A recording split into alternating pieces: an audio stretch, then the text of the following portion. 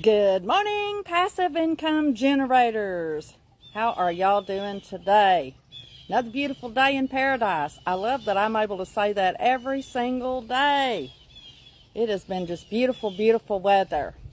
So, what if? Come a little closer. What if?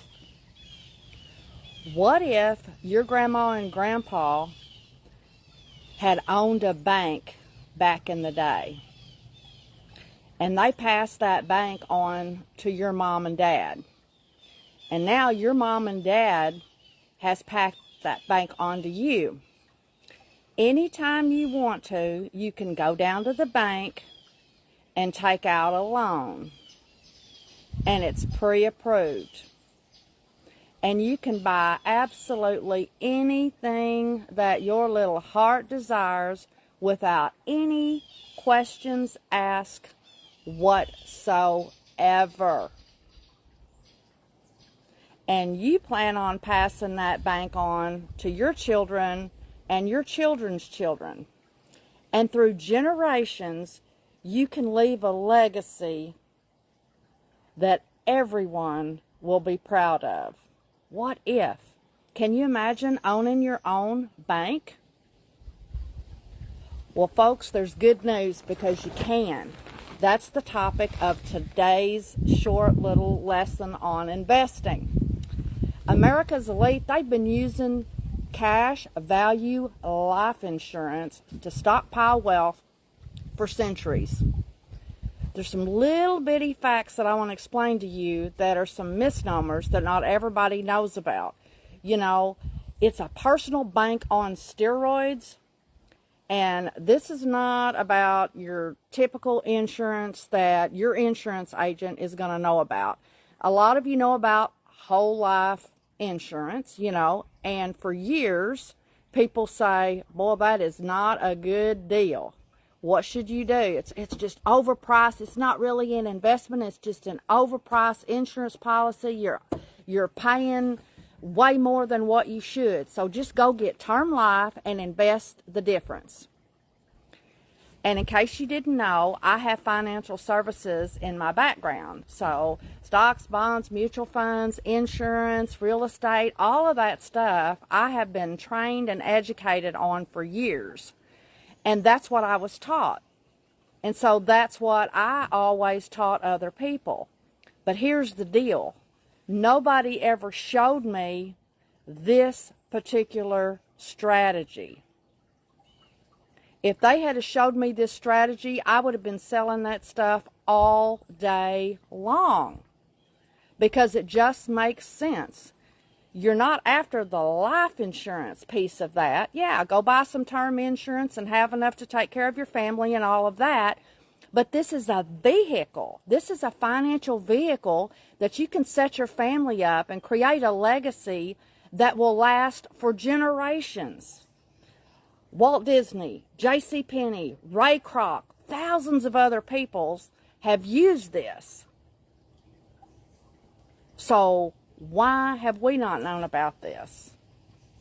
Why are our insurance people not educated on this strategy? Tell me, why are they not? So let me just give you a little example. You can set up this account, and again, you need to find somebody who knows what they're doing, because one little mistake could really screw up the benefits that you're trying to do. Who knows about loan proceeds? Are loan proceeds taxable or non-taxable? Anybody? Put them in the comments below if you know. Anybody that's listening. Are loan proceeds taxable or non-taxable? They're non-taxable, which is a great perk, which means at any time you can go in there and pull out money and use it for whatever that you want it for, and it's non-taxable. So what's the piece about leaving a legacy and continuing on? Well, you want to teach your family how to use this infinite banking concept so that nobody messes up, and you can continue to carry this legacy down through your children, through your grandchildren, and through their children. After all, do you know what the Bible says in Proverbs 13:22? A good man leaves an inheritance to his children's children, but the sinner's wealth is laid up for the righteousness. I looked that up just a little bit ago to make sure that I was understanding this correctly and that I wasn't misquoting, taking things out of context. And one of the things it said was, if you don't live according to the principles of righteousness, you'll not have something valuable to pass on to your children or your family or to other people. And I see too many times, I see people out here who have set up trust, and they set up little trust fund babies. They don't know how to handle money, and they don't know how to work for money, so they have no work ethic. I do not believe that's what this is talking about at all. I also don't believe all you parents and grandparents are out there who are spoiling your kids and your grandkids to death, giving them absolutely everything that they could possibly ever dream about, so they have nothing to look forward to. Again, no work ethic. Guys, you know what? Your kids, they can work for certain things. You need to give them a good work ethic, because after all, you probably had one. That's why you're able to do that. You need to teach them financial literacy. You need to teach them about the dangers of being getting into debt. We go through school, and I love education. I mean, I am constantly, learning new things every single day. I'm in some sort of training, reading a book, listen to a podcast, all those things, because I want to learn and stay on top of what's going on. But so many of you do not, and they go to school, and all they do is they teach you how to get a job, a job, just over broke, and don't really give you the financial background that you need. I know when I was growing up, I worked in my dad's business and all of those things. However, that was great. It gave me a great work ethic, but I never learned, like for him and my grandpa's businesses and stuff, what they were doing with their money, how they were investing, and all of that stuff. So I'm going to encourage you to sit down. So many times parents don't want to discuss their finances with their kids. You need to be upfront and honest from an early age about what to do. But anyways, let's get back to this infinite banking concept that you can use. You start out, and it doesn't matter if you're a little bit older like myself. I'm going to be 60 here in November, and you can still do this. You can set this up for, yourself, for your kids, for your grandkids, teach them how to do it, and start now. So, the longer you have to work on this, the bigger your bank will be. So you can set yourself up on a family bank. Some of you might be thinking, well, I wonder what's going on. Don't think I'm insurable. Well, there's other ways around that. It doesn't necessarily have to be you that's insurable, okay? It can be somebody else, somebody that you've got a vested interest in. So anyways, a couple of tools for you to put into your toolbox for you to read. These are some really short reads, and this is the main guy who really started getting this out here into the public sector. His name is R. Nelson Nash. R. Nelson Nash. And he's got really two good books. And I'm going to show you just how small. See how small that is? These can be read just really quick. This one, Become Your Own Banker.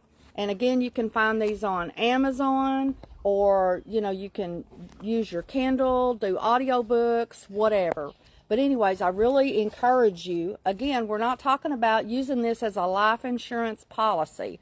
We're talking about setting your family up for generations to come, to set yourself up with your very own family bank.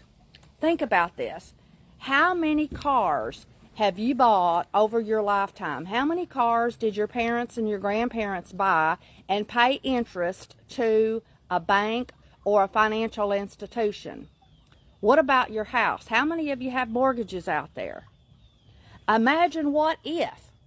What if you had your own bank, and instead of paying somebody else all that interest, you was paying your own bank, so that you would be building up a legacy for your family and yourself.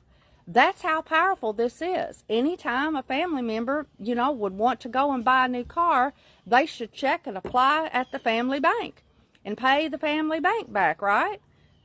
Keep it in the family. It's a really, really simple concept, but I'm going to implore all of you to check into this. You can reach out to me. I can give you some people's names that they can help you set this thing up. But it's really, really important, I think, to kind of have a really strong foundation set up for your family. And we talk about this quite often. One, I want you to get out of debt. I'm not going to say good debt, bad debt. I'm just going to say get yourself out of debt. Yes, it's possible. That way you've got your cash flow coming in that you can use for other things. Get out of debt.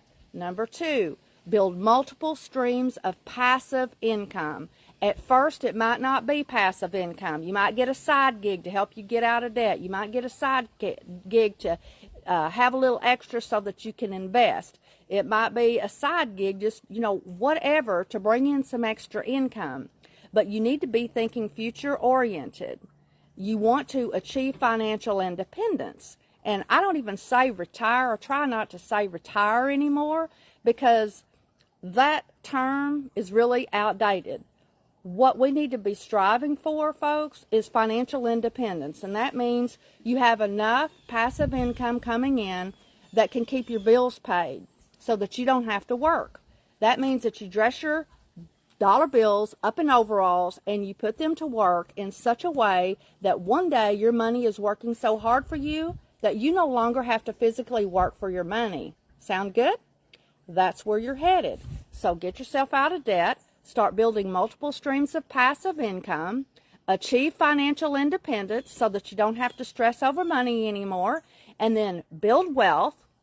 Leave a legacy so that you can make an impact on this world. That's what our group, the Passive Income Generators, is all about. Again, what are those steps? Work towards getting yourself out of debt. Build multiple streams of income, preferably passive income. Achieve financial independence. Build wealth. Make an impact. Now, there's one more book that I want to share with you because it's just so crazy that you probably won't believe it. And it's called The Creature of Jekyll Island. Now, this is a huge book, not as big as War and Peace, but I would encourage you to do this one on audiobook. And this is the story about how the Federal Reserve in the U.S. was actually created and why. Folks, it was a monopoly. And you can just get the Cliff Notes on this, but this is really, really eye-opening. And it will make you look at our fractional reserve system, our banking system, in a totally new light. We don't go after the bank off of the gold standard anymore. And the banks can loan out 10 times more than what they have in their vaults. If we have a run on the bank, they're going to be in trouble. But who always comes to the rescue? The Federal Reserve. And you need to know why. It's really cool. So get the Cliff's Notes, Google it, whatever you want to do, or I encourage you just to get the book and have this in your arsenal so you can kind of understand a little bit more about the banking system and why I'm always promoting, and people in my group, we are really promoting decentralized banking. In fact, one of the projects that we're funding coming up is in the works, and it is a 100% decentralized bank. It is going to be a $1 trillion industry, and I'm thrilled to death that we are part of that.